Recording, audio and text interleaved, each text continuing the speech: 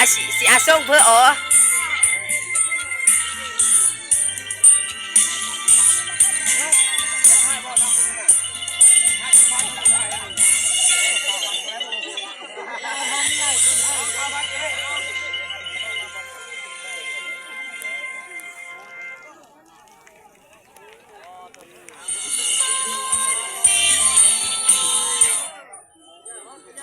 เป็นเกี่ยวกับการแสดงศิลปะจากเยาวชนทุกเซตของเราเป็นรายการที่สองเนาะสำหรับรายการที่สามจะเป็นบทเพลงจากน้องน้อยกลุ่มปฐมพงษ์เศษของเรามาในบทเพลงที่ว่าปุ่นขุดขุดพ้องโดยนางขวัญวิสาจากกลุ่มปฐมพงษ์เศษเนาะขอเฮียนเสริมบรรดาท่านครับฟังไปพร้อมๆกันเลยเนาะขอเฮียนเสริม